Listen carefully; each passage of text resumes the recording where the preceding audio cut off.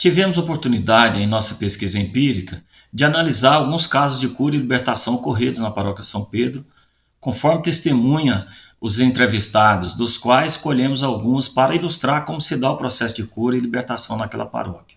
O curador, ou seja, o mediador da cura, é o Padre X, que, auxiliado por seus meios sobrenaturais, tem o dom, a capacidade de anunciar a cura de alguém por meio de uma profecia, ou seja, uma revelação, uma mensagem entendida como inspirada por Deus, com a finalidade de encorajar ou admoestar o suplicante, e pode receber uma palavra de conhecimento, ou seja, ali a revelação, que é uma intuição de origem divina sobre a situação do suplicante, que não poderia ser conhecida por meios naturais.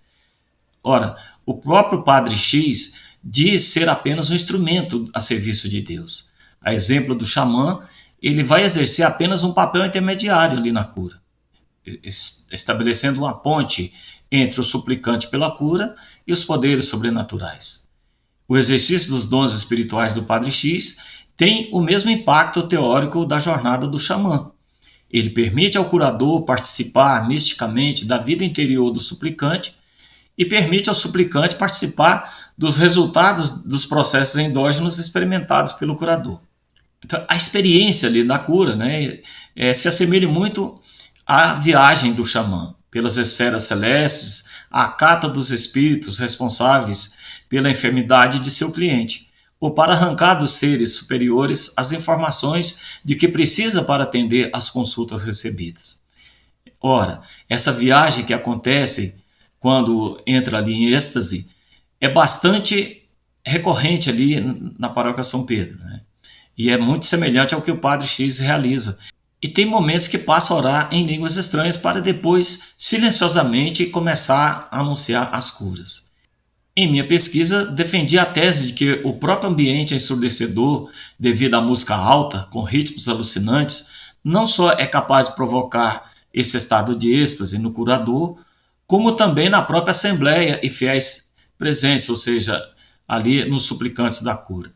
Então, todo o andamento da missa, desde o início, a repetição constante de mantras, vinde Espírito Santo, vinde Espírito Santo, vinde Espírito Santo, vinde Espírito Santo. Ali, quando o salmista vai cantar o salmo, repete várias vezes o salmo ali com a assembleia, e sempre ao som da música, uma música com letras bastante voltadas ali para o tema, cura e libertação, e com ritmos bem acelerados ali, que vai conduzir aos estados alterados da consciência, onde se dá o êxtase, e ali é onde se dá também a cura, a revelação ao Padre X e também a cura do suplicante, ou a tomada de posse da cura por parte do suplicante. Nós temos aí 3 pré-requisitos para que a cura ocorra. Se não houver um desses pré-requisitos, a cura não acontece. Em primeiro lugar, a predisposição por parte do suplicante, ou seja, da pessoa doente, que vai ser persuadido ali pelo curador a se curar. E a atuação do Padre X, que é o intermediário ali, o mediador da cura, com o anúncio convincente da cura. Ou seja, vai persuadir o suplicante a acreditar na possibilidade de que a mesma de fato possa ocorrer, e que é vontade de Deus ali que ocorra. Por fim, nós temos a posse, que consiste no empoderamento, ou seja, na tomada de posse ali por parte do suplicante, que assume o anúncio da cura daquele sacerdote como sendo para si. E ali, a partir do momento que ele assume, processos endógenos são ativados e exprimidos. Para que a cura ocorra, o discurso do Padre X deve despertar no suplicante um processo de metanoia, que é a transformação, tanto cognitiva quanto afetiva, o que vai resultar ali na eficácia da cura. Então, o padre ele vai convencer. No meu lado esquerdo tem alguém que está sendo curado disso, pode tomar posse dessa cura, porque a partir desse momento você está curado. Ele é bem assim taxativo nesse sentido.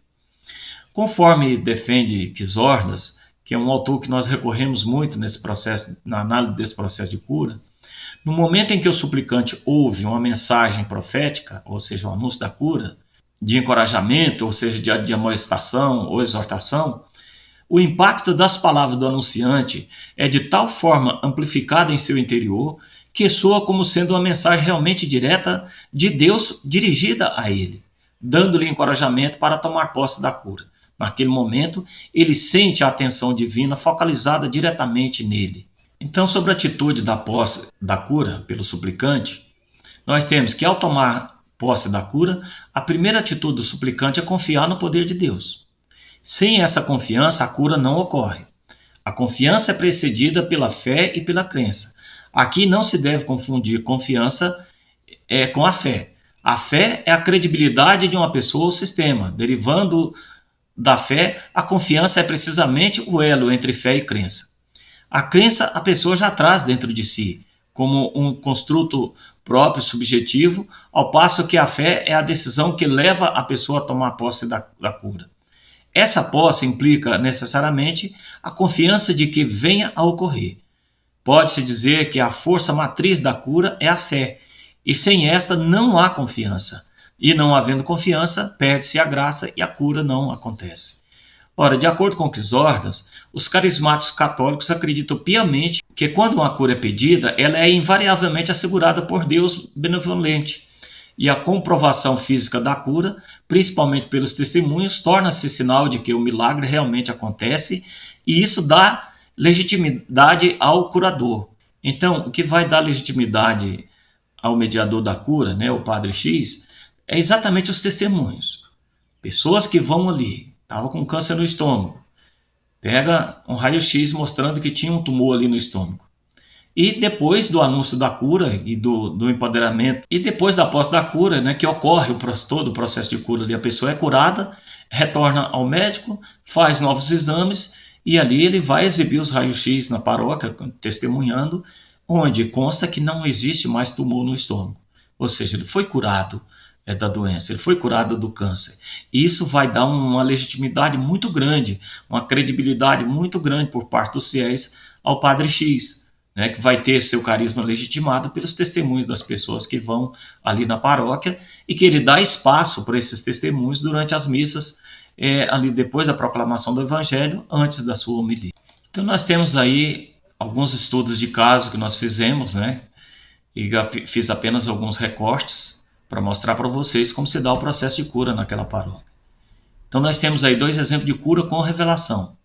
Uma mulher que passou por uma enfermidade por 2 anos, apareceram alguns caroços em todo o corpo e a médica que a acompanhava não sabia o que fazer, né? Pois havia feito todo tipo de exame, passou por diversos tipos de remédios, fez biópsias e tudo e não se descobria ali a causa da doença. Então, no que se refere ao anúncio, nós temos, né, o testemunho daquela pessoa. O Padre X disse do lado esquerdo e apontou com o dedo na minha direção: tem uma pessoa que tem uns caroços e coça até sangrar, e enquanto não vê o sangue, não sossega. Mas Jesus está te curando. Olha aí a ênfase que o sacerdote dá, levando a pessoa a depositar uma total confiança e se apossar da cura. Então, a posse é a cura. Fui curada por Deus sem tomar remédios. No dia da minha cura, falei com o meu esposo: não preciso mais tomar remédios, que durante 2 anos tomei, e assim se fez. Nunca mais tomei e fiquei curada, porque o médico dos médicos me curou. No segundo caso, nós temos uma senhora que estava com um tumor na garganta e achava que era um espinho de peixe que havia enganchado nela há muitos anos atrás. Ela havia se engasgado com um espinho de peixe. Estava sentindo a garganta arranhando e incomodando muito. Foi à paróquia São Pedro e foi curada. O anúncio da cura. Estava numa missa de cura e o Padre X disse que havia uma mulher à sua direita que estava sendo curada de um câncer na garganta e que achava que era um espinho de peixe. Aí a pessoa toma posse da cura, né? E ela testemunha: na hora meu corpo todo ficou quente, achei que ia pegar fogo. Uma semana depois expeli uma bola do tamanho de um botão de camisa, cheia de raízes e muito fedida.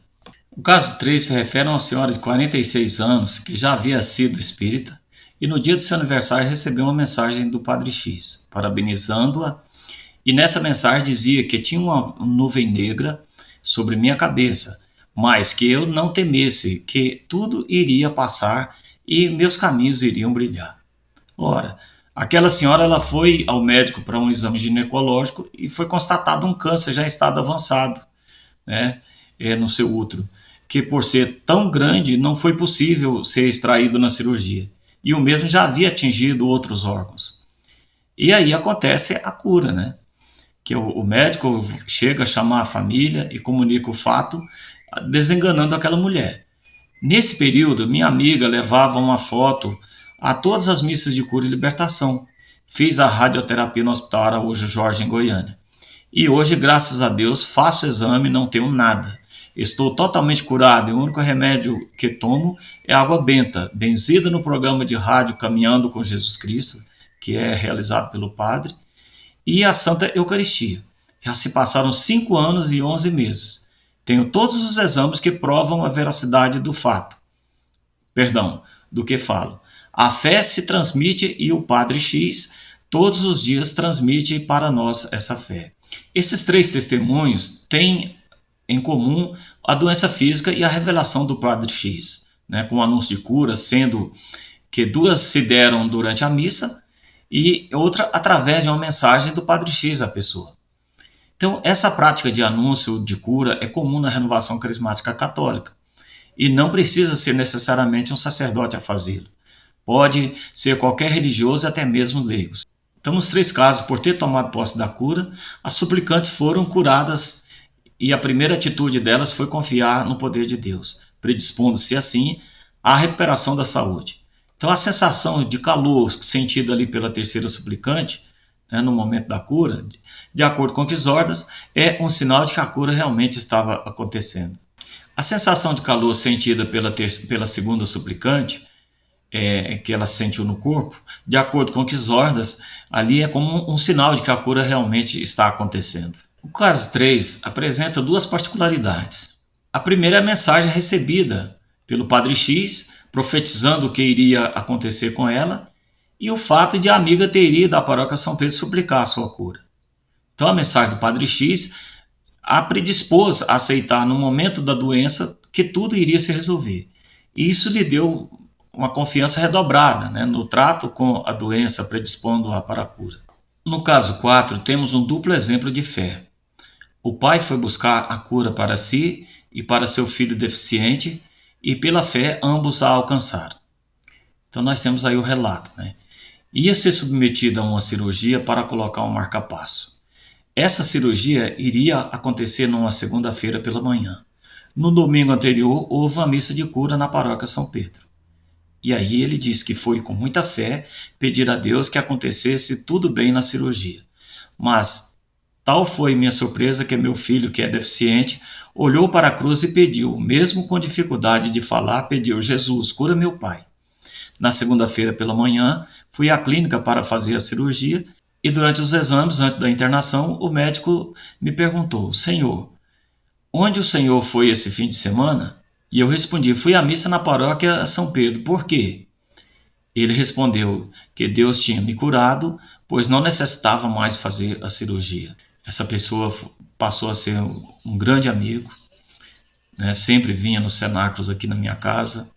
Por ocasião da cirurgia da minha esposa no INCOR, ele rezou muito pela recuperação da saúde dela e, infelizmente, nós viemos a perdê-lo recentemente pela Covid. O caso 5 refere-se a uma mãe que procura a paróquia e pede por seu filho, e consegue a cura, né? O que nos leva a deduzir que a simples presença naquela paróquia já cria uma predisposição para a cura.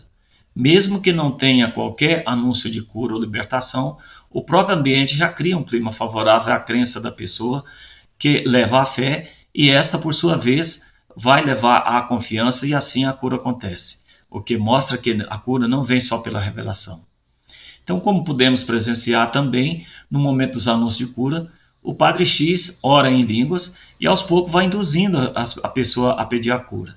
Vai pedindo por isso, por aquilo, por outro, e de vez em quando ele anuncia diretamente, vai pedindo por isso, por aquilo outro, né? E de vez em quando ele anuncia diretamente a cura a uma determinada pessoa, o que não elimina a possibilidade de que alguém, ou seja, outra pessoa a qual o Padre X não esteja se referindo, naquele momento, por força das orações feitas pelo Padre, esteja também alcançando pela fé a sua cura ou a cura de alguém.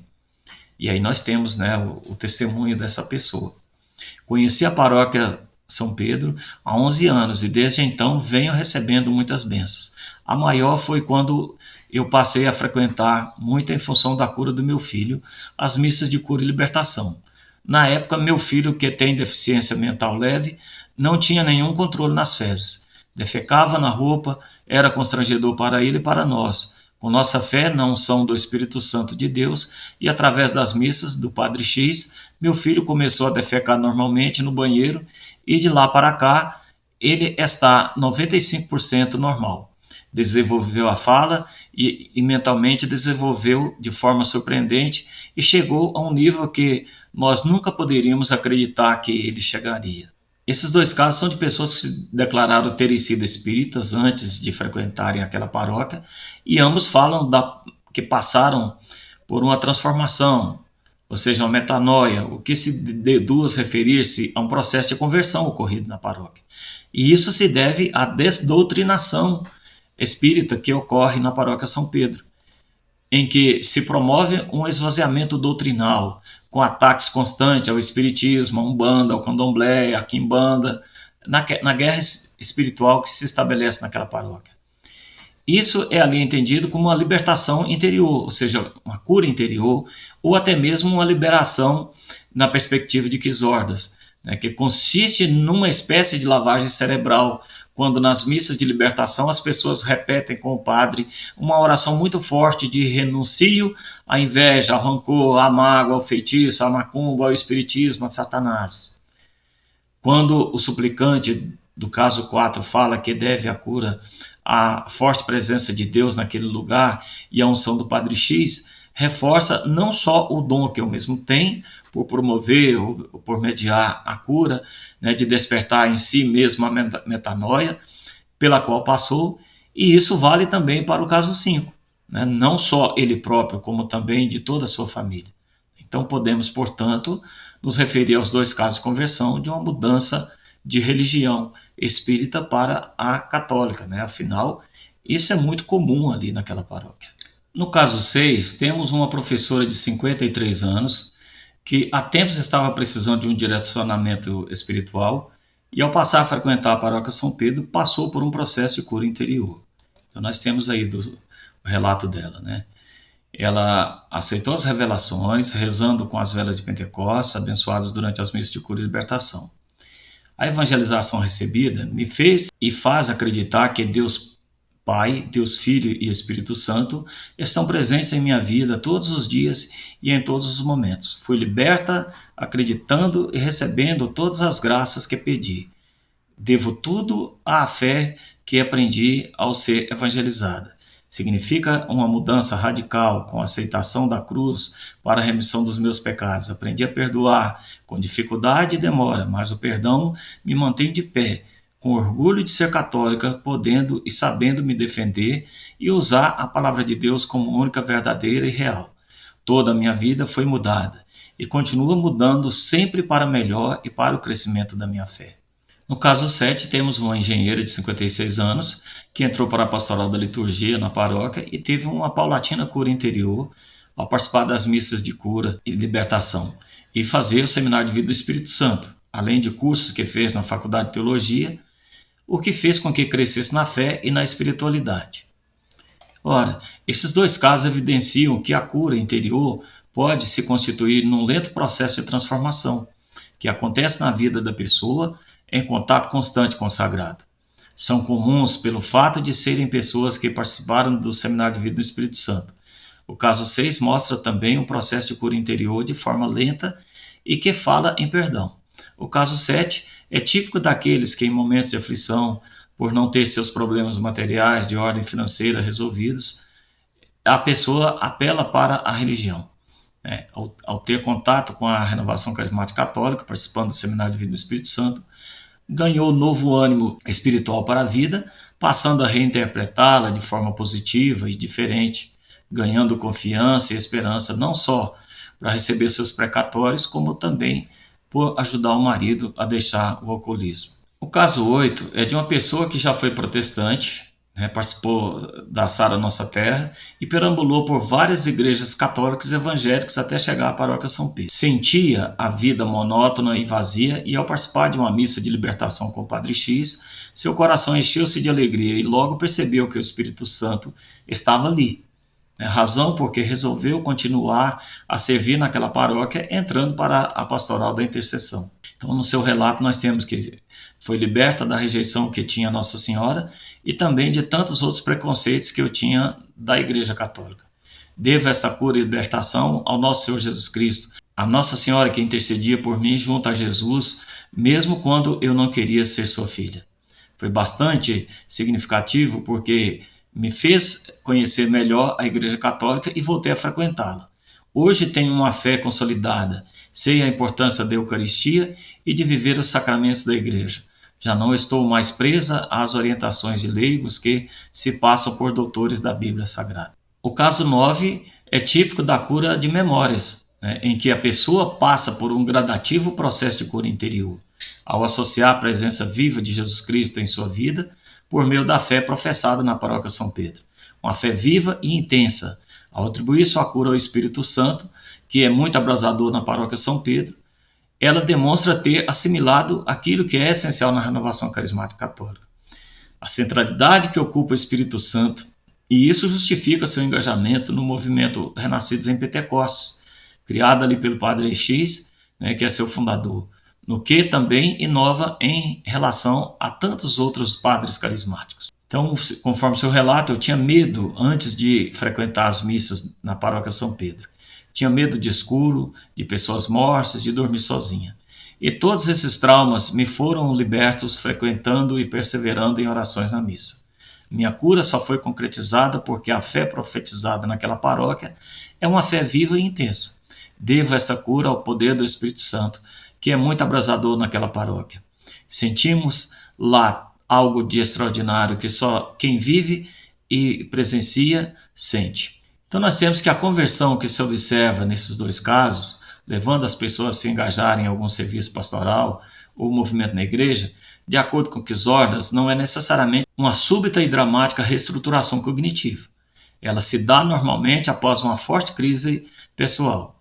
A predisposição que a pessoa adquire para sua cura interior ao participar do seminário de vida no Espírito Santo e das missas de cura e libertação pode ativar um processo endógeno, considerado de forma indireta como sendo a conversão, em que as pessoas aos poucos vão se curando de todos os males de ordem psíquica e espiritual que vai lhes surgindo na memória, principalmente o ódio, a inveja e o rancor. Muito obrigado, tenham todos uma santa e abençoada semana e até o nosso próximo encontro.